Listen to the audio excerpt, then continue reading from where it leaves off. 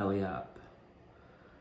So I think it's always best to lead with your weaknesses to see how people take advantage of that.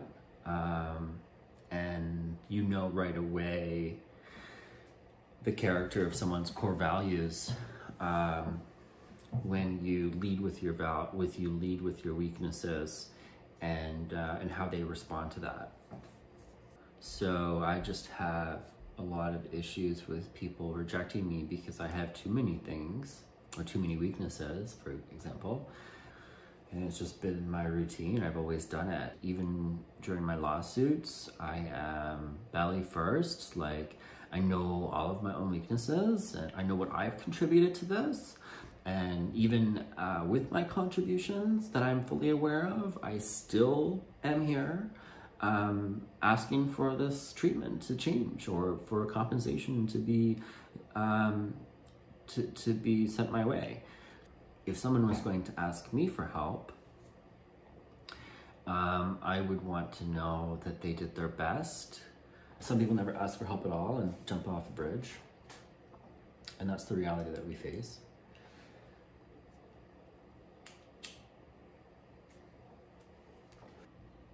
I am like horrified at how low I have been since I decided to go back to school. Horrified. Like I look through my Facebook and when I go through my profile pictures, all I see are people that have commented on my things that are no longer my friends, more than likely because they couldn't handle me always being in trauma mode, or I snapped on them because I didn't feel like they were a good enough friend during a time that I really needed people in my life to help me. And I took a lot of things personally and pushed a lot of people away. You know, if they didn't leave voluntarily after seeing all the bullshit that was going on because they don't want to be around that, I definitely pushed them. You know, even people that reached out to try and help me, you know, some of them would start up with like, oh, have you tried this? Like option A? And I would just snap. Don't know what it's like, looking it up online maybe, trying to find solutions the way I did the first time it happened to me, kind of thing. Like, you know, I think that's kind of what people did. And, you know, they imagine themselves in my shoes and they're like, oh no, that must be so bad. What would I do in his shoes? And they look up everything I already did.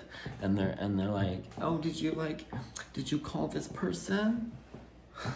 And I'm like, honey, I'm at the point of like calling the director there. Like, I'm like down here.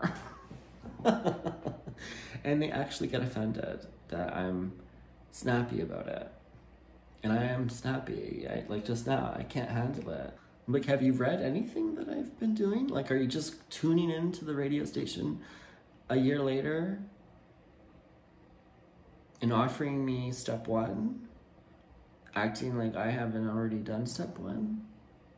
Like, I've already done all of the steps before I'm at this point. And it shows you've never been here, because if you have been here, you would know that by the time people get to where I am, they've already exhausted everything that they can do on their own. I think that if you're if you're gonna ask somebody if they need help, you can start by, you know, looking at what they've done. And if it's hard to gather or all over the place, you can ask them, you know, what have you done so far? Is there anything I can do? You don't sit there and try and guess and project how you would feel if you were in those shoes, but you've never been there yourself, and try to be detective and try to figure it out for them, because it's not the right way to help somebody. If you really want to help somebody, that is in that kind of state of place, telling them what they should do is not going to, you're not going to get a happy response. Especially if you tell them with such such ignorance over the whole situation, and you've never actually been in that situation. So it's like, and you can tell. So what have you done? Is there anything I can do to help? How can I help? Is there anything I can take off your chest? Can I call anyone for you? That's really the best way. Can I call anyone for you? Can I take any of your own work off of you? Can you tell me what you've already done? Maybe I know something that you haven't tried. Even the professionals that have tried to help me will get to the end of everything that I've already done and will say to me, wow, you've really exhausted everything. I can't think of anything else. You've tried everything. So if even professionals are coming to me and saying, wow, like, I can't believe it, how much you've done, then I'm not sure if like somebody on Facebook who's never been through it or has any experience is gonna be able to figure it out. So I barked at a lot of people. I think I assumed that they should know that. I was like, you know, isn't this common sense? Like, no. You know, I'm so arrogant about it right now too. Like, I know that when it comes to these kinds of things, I'm a fucking elitist. I'm not proud to be an elitist over trauma though. Or like, that's not, or like bulldozing through it. I'm not proud of that. I'm not proud that, hey, oh my God, I'm like the best bulldozer in the world. Tasty. Nobody that I knew in Canada could help me the way that I needed. Not the system, not friends, not family. Everybody was maxed out. Everybody. Nobody could help me. I am a whole lot calmer now. Not because life is easier, but also harder. I've more desensitized, I think is the correct feeling I have now, is more apathy towards my own issues. Just an incredible amount of empathy towards really anybody that is going to suffer from anything that I've had to endure, that I've survived by some miracle that will not be available to everyone. And that breaks my heart that I would not be alive today without a miracle. Things have only gotten worse for the world. I'm furious. You know, I think the first YouTube video I posted was about this rant. I had my red hair. I was about to lose everything in 2018. It was my one of many last breaths.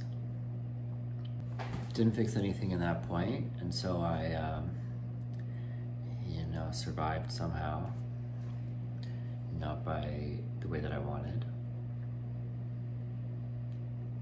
Definitely something that destroyed more of my self-worth over time. I'm definitely not thriving yet. I wish I could take my money and run away and never look back.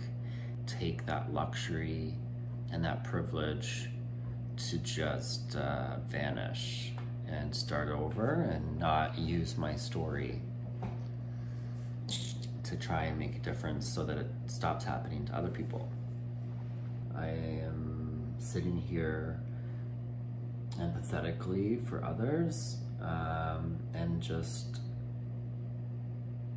really for me, I have been unbelievably apathetic towards my own issues because I have been so consumed with trying to use my story to fix what happened to me, you know, so that it doesn't happen to others.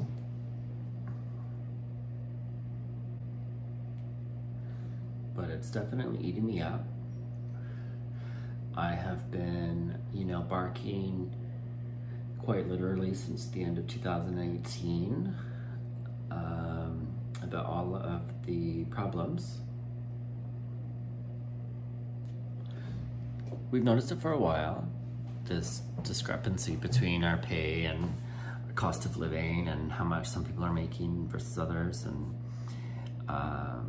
it's definitely gotten a lot worse since 2020. I mean, I can't even begin to fathom, like, what would you do if you made $32 million, okay, an hour? It's a lot. $32 million an hour. I can't even. What would you do if you made $32 million an hour? I can't even say it. I think it's a joke.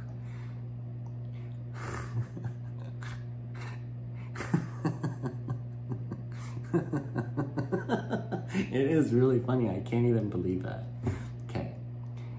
What would you do with that money? The top 10 richest people in the world together made $540 billion in 2020. Those 10 people.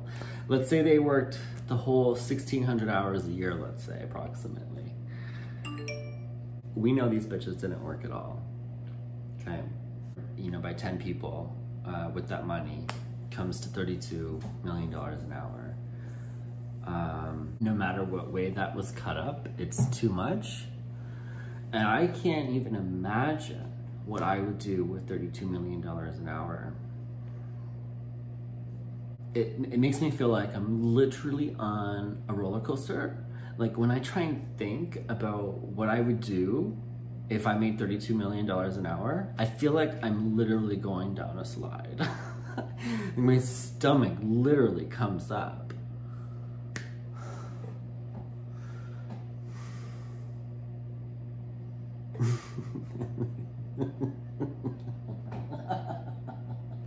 It hurts to think about this.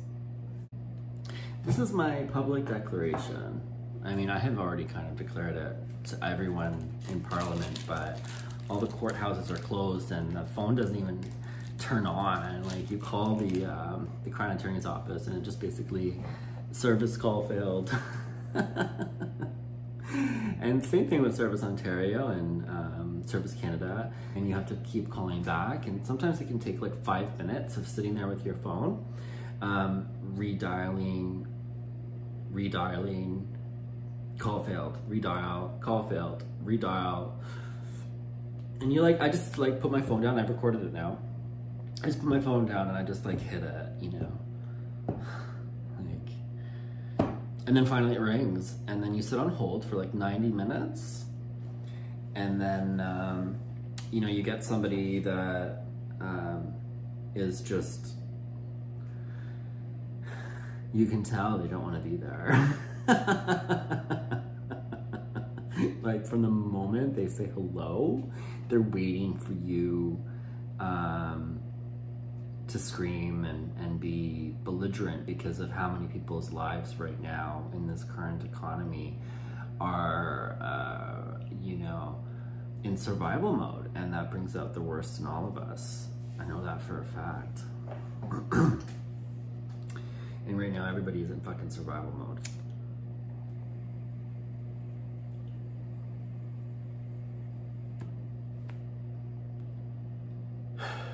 Fucking hash. Amen.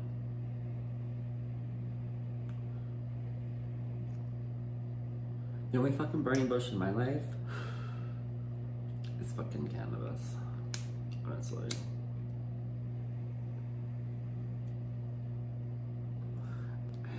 The first time that I threatened to sue the government was, I believe, in June of 2020, after the National Student Loan Service Center had bullied me into homelessness. Quite literally. I'll just let the evidence speak for itself from now on. I hate telling the story. I'm uploading it all. You can take a look at all of the correspondence yourself, but I'm telling you the story, and vaguely, and if you want to get specifics, you can ask me for the link, and it'll detail everything, facts, cold hard facts. I'm tired of people doubting me because I have autism, and acting like I'm imagining things, or that I am overly sensitive and I'm overreacting, because I'm not. I'm actually underreacting quite significantly for someone with autism. So, if I'm getting ripped off a hospital bed,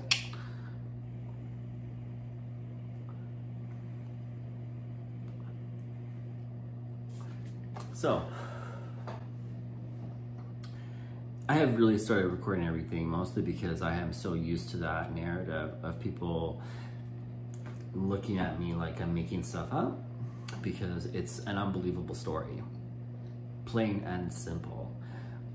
The uniqueness of what's happened to me is very unique.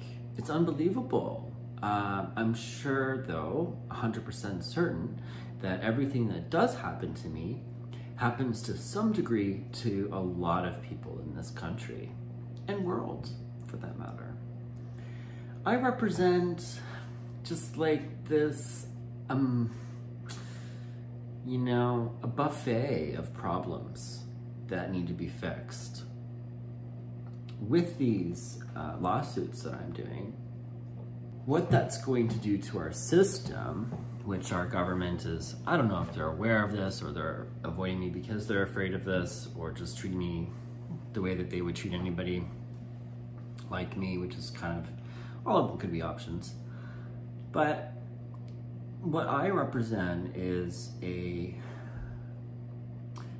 probably, I think, one of the largest class action lawsuits this country, or the world perhaps, has ever seen. And they're going to say to themselves, hey, that happened to me too, and I also want compensation. And they're gonna come out of the woodwork, and I already know a lot of people that have already attached onto me and are waiting for me to proceed with this, that they can also be heard. So, it's truly marvelous what's happened to me and how I've survived it, to be able to live and tell the story the way that I can, to have all of the evidence so that I'm not discredited by the system, because that's what they typically do with people who don't have evidence. So yeah, it's very alarming. So the first time I threatened to sue the government was because of the student loans. The root of the student loans department was actually the Ministry of Education. So I started harassing Hadju.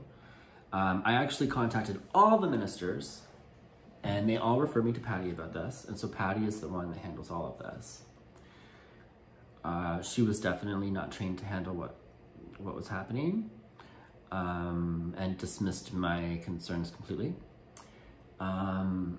It had gotten to the point where I was living out of my car, and everything that I tried to do to stay off the street, from contacting my ministers to Ontario Métis Nation to Autism Ontario to just everybody. I was just like, help, like I need more money, or I need reductions in my student loans, like somebody help. And I couldn't get anywhere. And even Patty Hadju, the Minister of Education, was like, we gave you $100 off your $600 loan. Didn't even take a look at my financial capacity assessment, and she said that it was affordable, and just basically dismissed it there. And yeah, I couldn't afford another place to live, and I ended up homeless.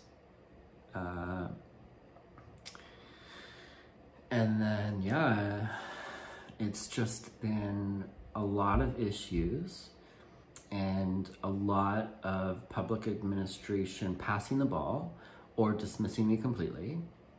I've been making these people aware of all of these holes in the system, and it continues to get worse, the system, and how people are being treated, and there are more vulnerable people than there were before, and so it's alarming for me. I want to give up at the, I want to be like, okay, like, I just want to run away. Like, I don't want to do this anymore. Because it's just so hard for these people to take you seriously or even respect you as a human, to be fair. Like, there's such a hierarchy in the public administration that if you don't work for the system, then somehow your voice isn't counted. Like, even though we're the ones that voted you in and pay for your salary.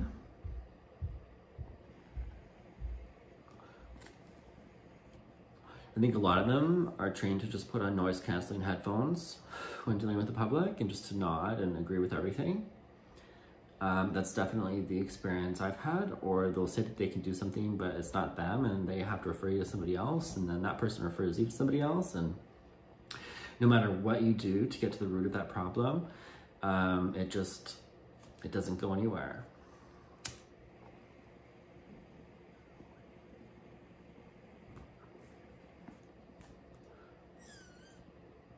Every now and then you get a really good person, but then for some reason their hands are tied as well, because I am not your usual case.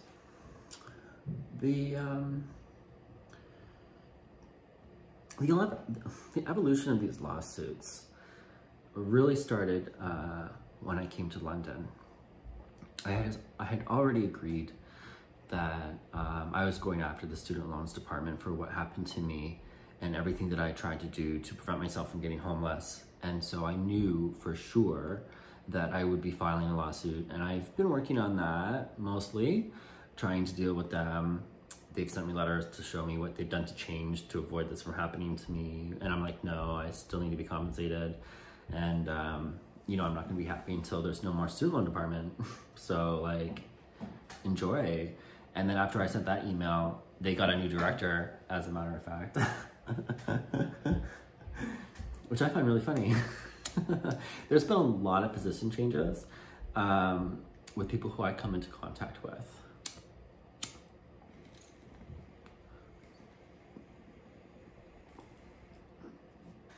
Going through all of my records,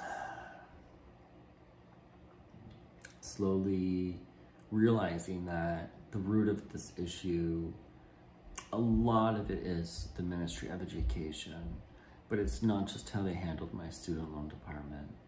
It's everything from kindergarten curriculum and on to who gets into school and who doesn't, to the lack of resources and everything. You look at this most recent case that I'm pursuing with the Ministry of Education, I am going to bring up everything else that's happened to me to prove the narrative that I have against the Ministry of Education and being completely, entirely incompetent, not simply divide those decisions between whoever is in power. And the policies need to be made by a collective.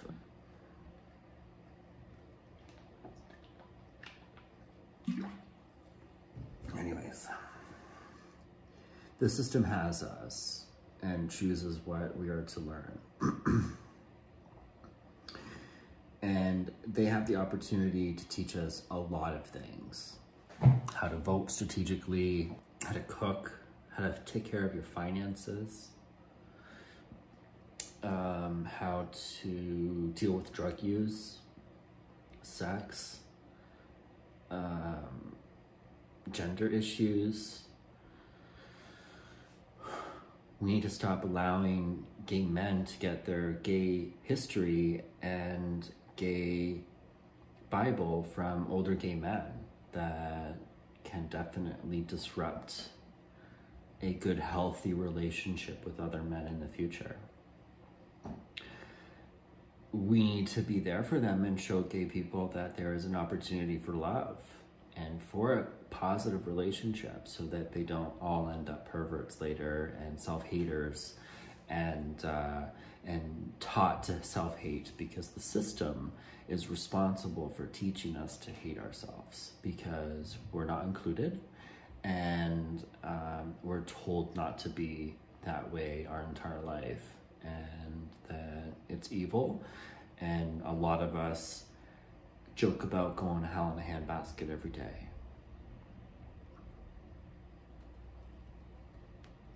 That's the education's fault, on top of First Nations education, being lied to repeatedly about my own history around a bunch of other people that just like gobble it up and think it's like we just handed the land over.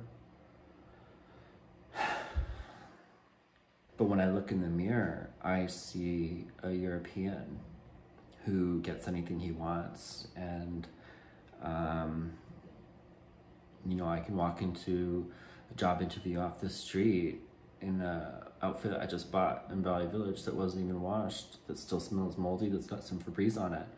And I walk in there and I get a job, and I don't even have the references, and I lie about my high school, and I tell them that I can just do it and I have no experience in it. And they hired me because I am white, good looking, and a male, and confident. My friend said that as soon as they saw me, he knew that he wasn't getting the job, and he didn't even want to do the interview. And they barely, you know, ask questions, and like they're already on to the next person as soon as they walk in the door if you look too native. Even for places that say that they're hiring Indigenous people to increase their Indigenous quota, hire natives like me, who look white, who got everything they wanted, and make people feel safe, is really what it comes down to.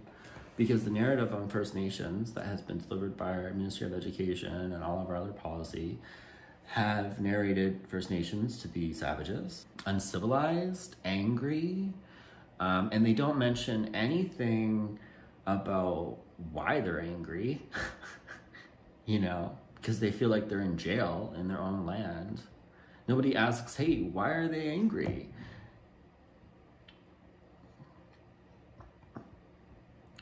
And that really bothers me too. So the Ministry of Education is responsible for a lot of things that have gone wrong in my life that will ricochet into the hearts of a lot of people. And there's going to be a lot of people that will want to piggyback on my voice.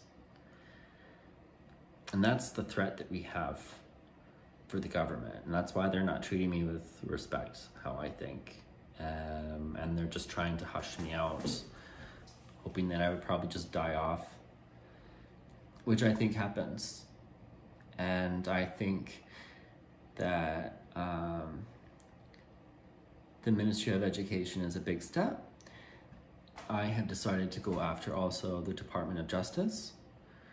Now, the Department of Justice, I think I should also forget to mention that our salaries and our income and our taxes and how we manage our debt is truly through the Department of Justice,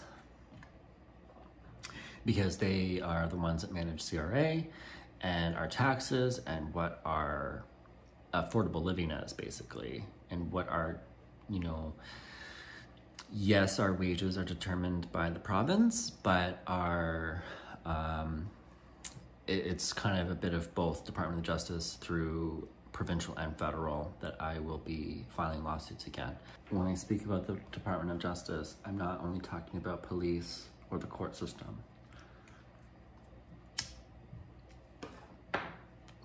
Yes, I've had a lot of issues with the police. Okay, nothing like people who have color have. Okay, but not even close. Like, I would be criminalized and in jail if I didn't look this way. for the things that I've done to the police, to challenge them and to make them do what their job is and use my privilege totally. I am criminalized for my autism. That is really the only thing. I can't be spotted from across the street, you know. I have to be in an active meltdown, basically.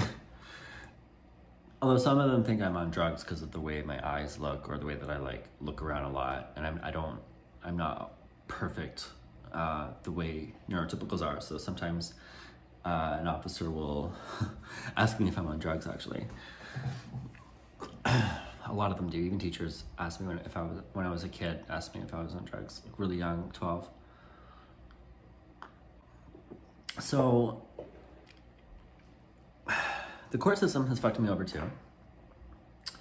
And the Ontario Land Lieutenant Board, which is a Governor Attorney General issue, and our taxes.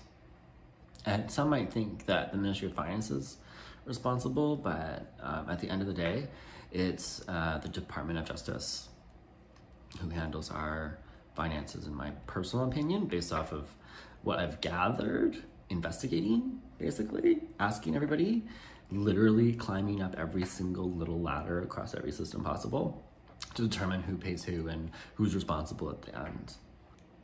Pretty self-explanatory, I think, at this point when we look at the justice system. And most importantly, of course, I'm also going to be going after the Ministry of Health.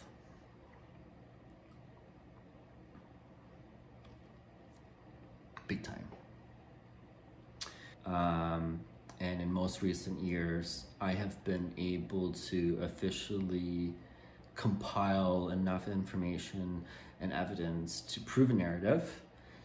You know, I've proven this narrative quite well. I've talked to a lot of people and I record it, and I ask the right questions that are going to be needed to be heard before a judge.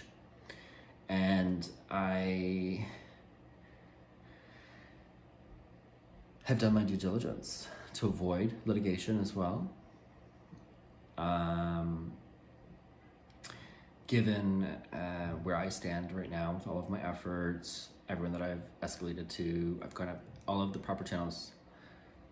I believe that not only will they be hearing my case for everything that's happened to me most recently, but I will also be submitting all of my evidence that I've gathered my entire life to really solidify this narrative that the system here is completely obsolete. Everything needs to be reset, and the people that are in power right now are not the ones going to be doing it, because they're the ones that made us need to reset it in the first place. So things are going to change dramatically.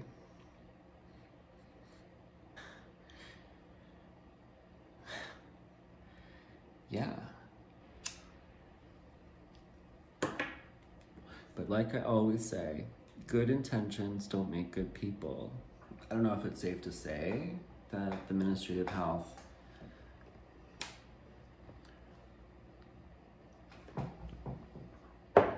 is just like, I'm pretty sure like now, like I think I would go more in detail about the implications of poor policies within our health ministry has on our community, but I think coronavirus has definitely exposed all of that. A lot of the problems that I've experienced are being seen widespread.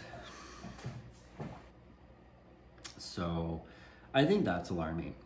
And my whole life has been impacted negatively by the Ministry of Health, from how my mother was treated, to how I was treated as a child, to how the neglect of the system during children's aid, and just really across the board.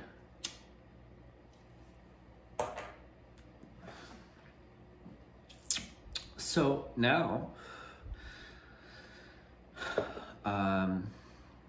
you know, I've been without a family doctor most of my life, and there are 7,000 people waiting for a family doctor in my area, and there's only one person accepting patients. just got off the phone with the manager of Healthcare Connect. I think the most important thing here is to really disclose the fact why I'm suing these systems. With all my issues, the Department of Justice, the Ministry of Health, and the Ministry of Education across the federal and provincial platforms. It costs around $7,000 to $15,000 to file a piece of paper and be represented at the Ontario Human Rights Tribunal. Upwards of $15,000 per application, per problem. If I were to pursue this legally, 6 perpetrators times, let's say, 5 violations each to be heard for my issues at the Ontario Human Rights Tribunal. It's $500,000.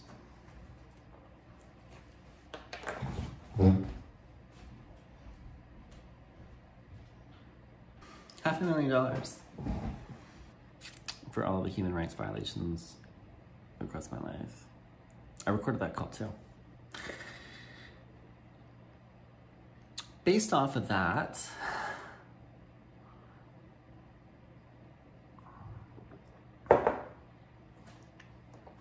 I have decided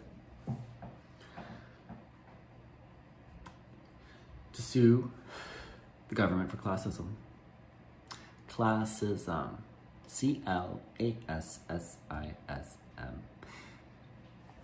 If you're a person of color or a different minority, like Stephen Hawkins, disabled, and if you have enough money, your disability, minority, whatever you've got, is less adverse to your success, if that makes sense. And that's why there's a lot of issues between people in the same race, even. There are people of color that look at other people of color as whitewashed. What makes them whitewashed? Class. 6 applications. 6 times 15,000, $90,000.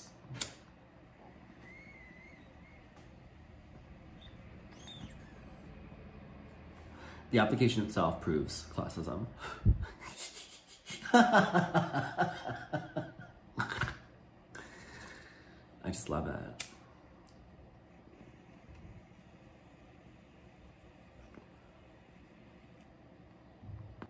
With that lawsuit for classism, I strongly believe, and I'm only predicting this, I hope I can squeeze this through. I hope that with the right wording, I will be able to be represented for all of my forms of discrimination under the blanket of classism because of how the system is regulated for people with money. And I will argue that I wouldn't even be standing here today if I had money or an equal opportunity.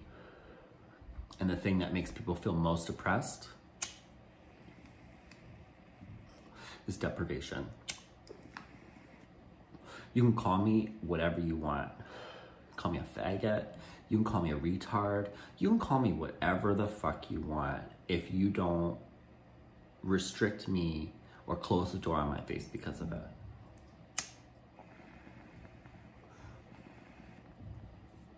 People's class in society determines whether or not they are subjected to a greater amount of discrimination.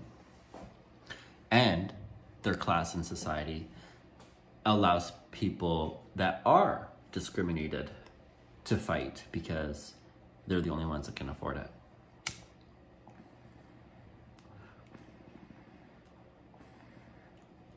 So eat that.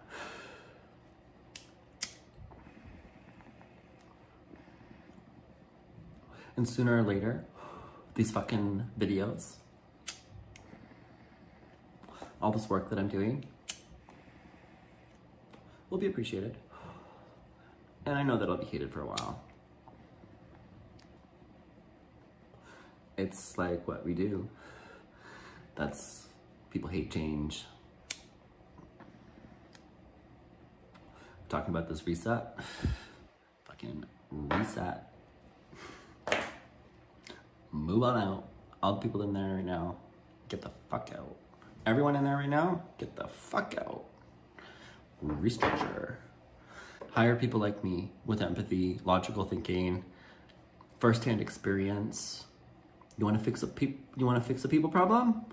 Fix a people fixer. You find a fucking person fixer. You know? You don't find a businessman. You have a homeless problem? Hire someone homeless. Ask them, what did you need?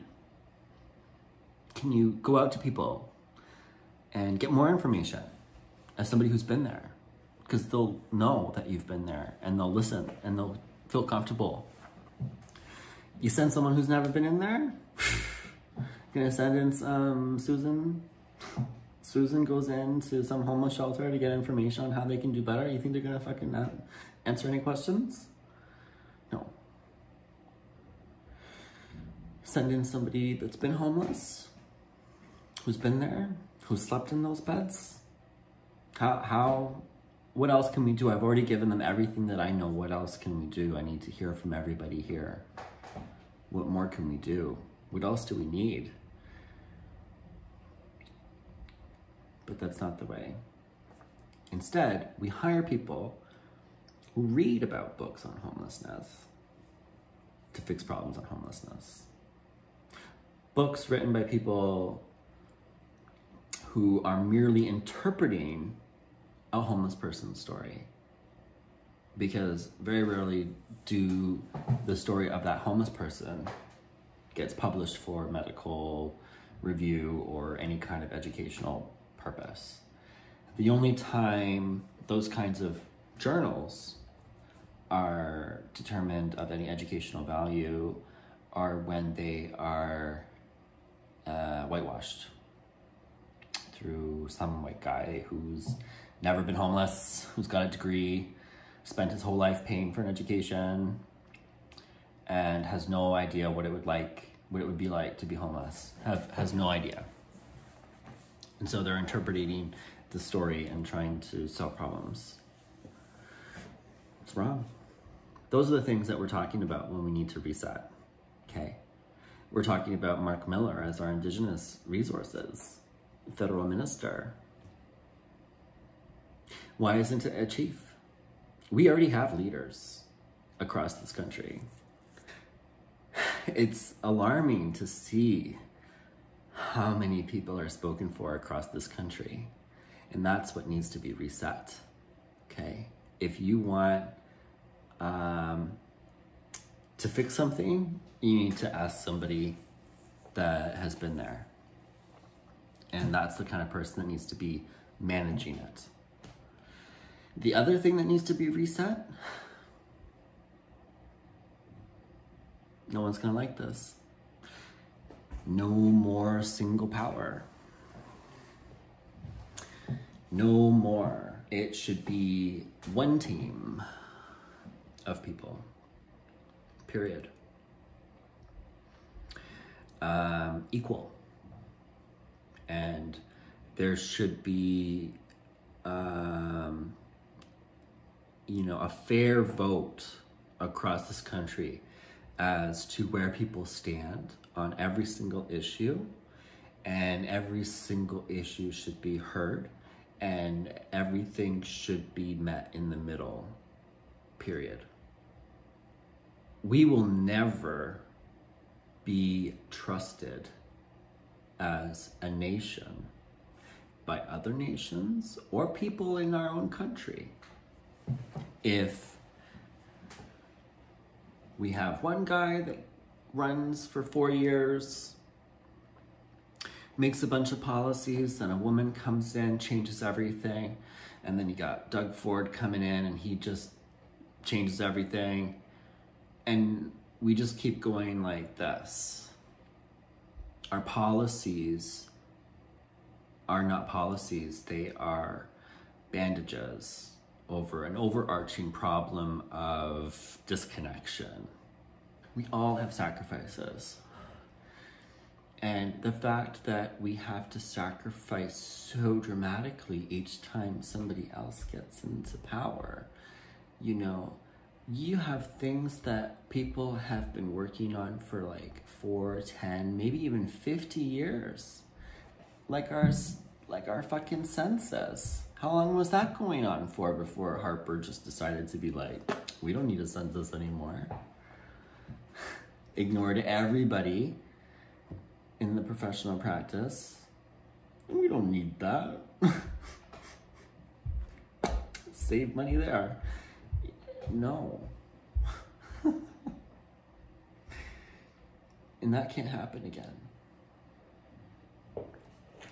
Conservatives, liberals, NDP, everybody has a different opinion, and they all think because if you vote the right person in, you can have it all your way. And that's the problem.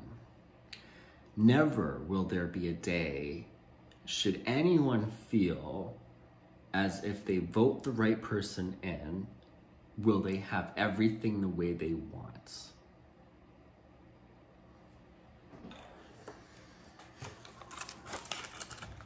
And if you think for 1 second that you can have everything you want, you're a spoiled brat that likes to oppress others. Because nobody gets everything they want unless they're evil.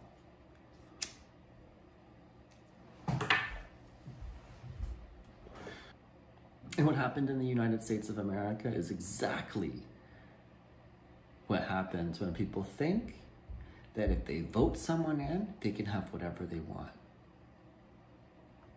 That's what happened down in the States. And if we continue that narrative of exacting control over people that differ from us through means of power, we will continue on this road of civil unrest for eternity, because it's really been the Commonwealth's practice forever. It's just like, and that's not a democracy. A democracy means that everybody's voices is heard. And we don't do that right now. Our current system is broken. But when you're dealing with such globalization, you have a lot more culture, a lot more input, a lot more change, a lot more acceptance of others, and I think that's really hard for people. And we need better role models as politicians to really step up to the plate and be like, you know what, no, change is inevitable. You know, but we have to make sure that when we do make those changes, that they consider everyone the most. Everyone. Otherwise, because of this globalization, thirds and fourths and fifths of populations are going to feel deprived. And sometimes up to, you know, only a third get what they want because their votes are split up so much. So you'll have 5 parties, and the conservatives are really, there's only one conservative party. So all the conservatives vote there. And it only takes like 30 to 40% of the people that are voting to win, because you'll have, you know, all of these other liberals disagreeing with each other and splitting up their liberal vote. And then the conservatives win all the power and change everything. And then some conservatives go liberal after that. And it just goes back and forth, you know. No more of that.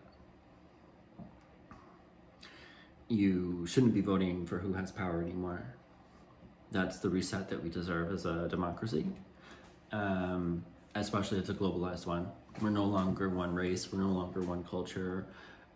We've completely taken an entire continent away, and resources have been stolen and sold for nothing. And we need to better manage our country. Stop giving everything away for free to people outside this country.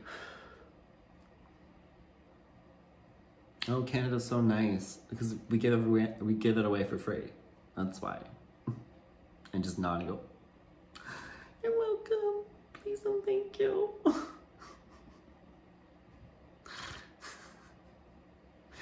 Anyways, this is at an hour and something. I have ranted. It's really, I'm only doing this to make sure that it's an easily accessible communication to the people that I'm suing, to show that I've put this on YouTube with a date, to show that, hey, yes, I'm coming after you, and every single day I find more evidence against you to prove this narrative. And I'm never going away until you hear my cases and put this all on public record. And I will continue putting it on public record the way I am right now until that happens. So thanks for listening.